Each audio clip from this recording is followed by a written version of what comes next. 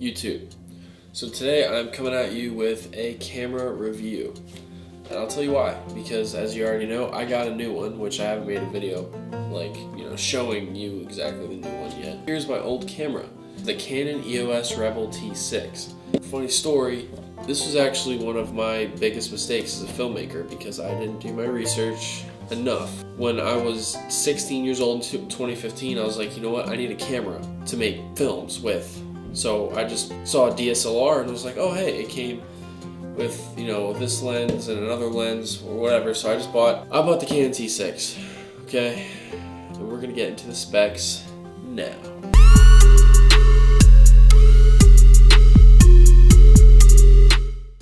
Just to clarify, I'm gonna be reviewing this from a filmmaker's standpoint. I'm not really a photographer.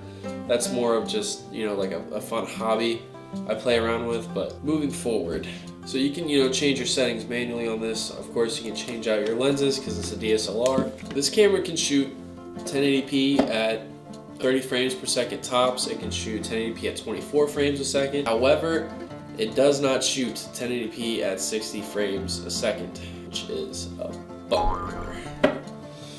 Anyways, however, it can shoot 720p at 60 frames a second, but you know, 720, that's old technology now. Moving on, another thing about this camera is that the SD card and batteries on the bottom be a bit of a pain if you have your camera mounted on a tripod. It has a 3.5-inch LCD screen on the back. The menus are fairly easy to navigate. It has Canon's Digic 4 processor.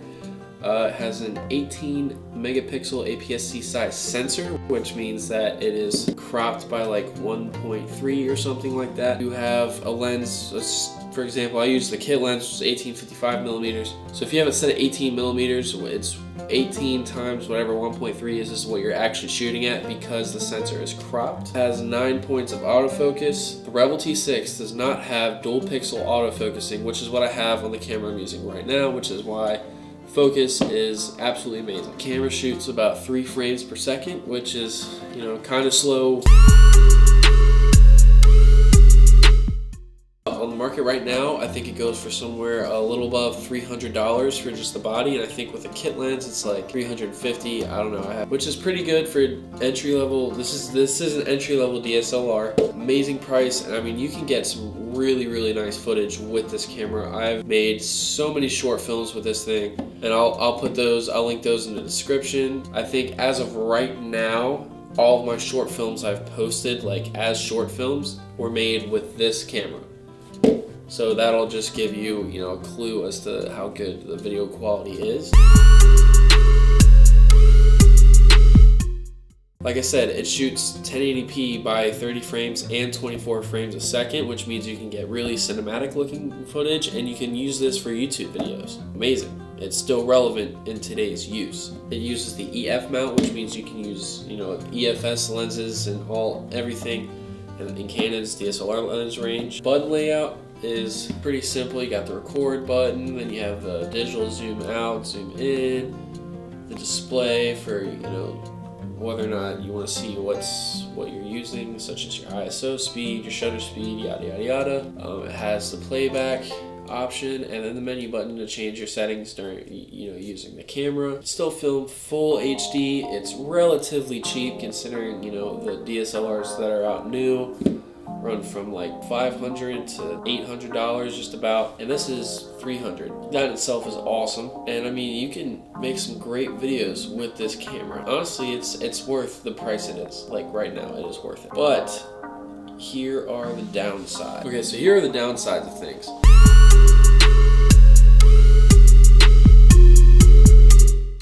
If you're like me, where you film most of your videos by yourself, or you're the one mainly filming things, this camera comes at some serious disadvantages. For one thing, the LCD screen, it's not a fully articulating screen stuck in that position, so you can't, if you're holding it up, you can't exactly see what you're doing. You autofocus and just hope that it stayed in focus the whole time you were vlogging. So that I did have trouble with using this camera. Autofocus isn't really that fast. It takes a few seconds. So there's no mic jack. There's no mic jack. So in order for you to use a shotgun mic, you have to get one of these cables, which plugs in to your USB mount, and then you have to plug the microphone and then mount it, which is just so extra. But like I said, for making films, this is amazing, because if you're the one filming behind the camera, you don't need a fully articulating screen, and 24 frames a second is crisp and smooth. But this does not shoot 1080p at 60 frames a second, and I also film skateboarding, so if I want to make a trick slow motion and make it look like, you know, good and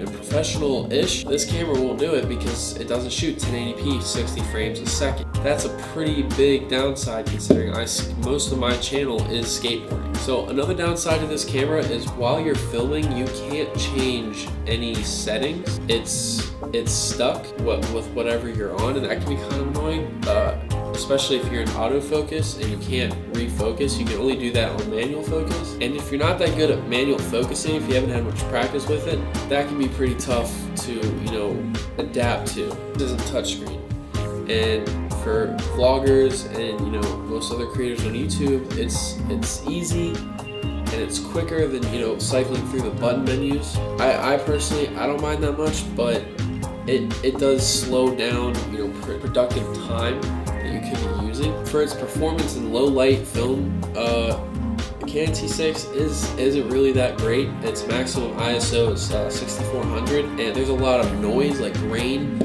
in that footage, and sometimes it can be unusable if, you know, there's not a lot of light in the footage you have. Because that makes, you know, filming skateboarding at nighttime pretty much just not doable. It's footage when you do that kind of stuff. So its performance in low light isn't really that great.